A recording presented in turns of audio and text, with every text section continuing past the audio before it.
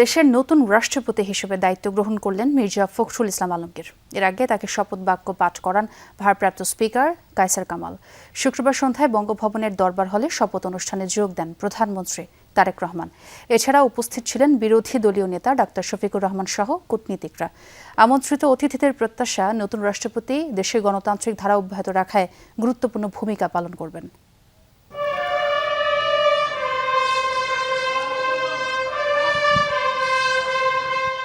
বিউগলের সুরে নবনির্বাচিত রাষ্ট্রপতি মির্জা ফখরুল ইসলাম আলমগীরকে স্বাগত জানাল বঙ্গভবন।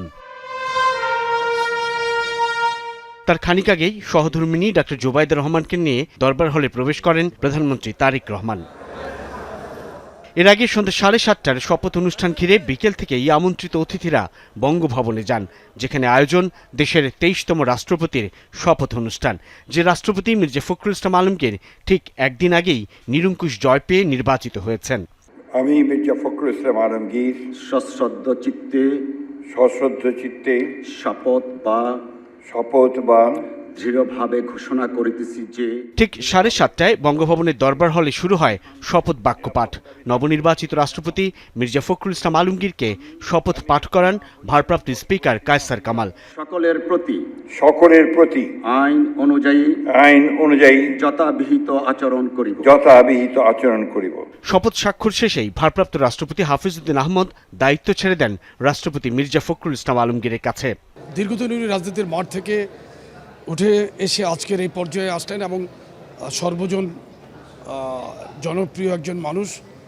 এখন দেখার বিষয় একটাই, সেটা হচ্ছে দেশে যদি কোনো সংকট মুহূর্ত দেখা দেয়, সেইখানে সে দেশের গণতন্ত্র, সংবিধান এবং রাষ্ট্রীয় সার্বভৌমত্ব রক্ষায় সে কতটা দৃঢ় ভূমিকা পালন করে। আমি মনে করি বাংলাদেশের ইতিহাসে একটা ভালো ব্যক্তিকে চয়েস করা হয়েছে, কারণ এই সময় তার মধ্যে প্রাজ্ঞ এবং মানুষের প্রতি মমত্ব, বিশেষ করে দেশের প্রতি ভালোবাসা, এটা সবচেয়ে বেশি দরকার এখন। দেশের নতুন রাষ্ট্রপ্রধান রাষ্ট্রের সঠিক অভিভাবক হয়ে উঠবেন, এমন প্রত্যাশার কথা জানান রাজনৈতিক নেতারা। যে কঠিন সময়ের একজন রাজনৈতিক সহকর্মী তিনি আজকে প্রেসিডেন্টের আসনে মূল্যায়িত হয়েছেন, এটা আমার জন্য আনন্দের বিষয়। তবে আমি আশা করব যে পুড় খাওয়া একজন রাজনীতিবিদ হিসাবে তিনি জনগণের কষ্ট উপলব্ধি করবেন এবং সবার প্রতি তিনি ইনসাফ করবেন। মবক্রেসির মাধ্যমে, বিভিন্ন ষড়যন্ত্রের মাধ্যমে যাতে এই গণতান্ত্রিক প্রক্রিয়াকে কেউ বাধাগ্রস্ত করতে না পারে, এটার জন্য জনগণকে সজাগ থাকতে হবে। তিনি দলনিরপেক্ষভাবে সকল ধরনের পলিটিক্যাল ডিভাইড এবং অভ্যন্তরীণ সামাজিক যে ফ্র্যাকচার বা অন্যান্য যা কিছু আছে, সমস্ত কিছুর ঊর্ধ্বে উঠে তিনি কাজ করবেন, সেই অঙ্গীকার ইতিমধ্যেই তিনি করেছেন।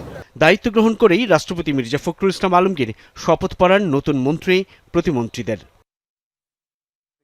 সাইফুদ্দিন রবিন, যমুনা নিউজ, ঢাকা।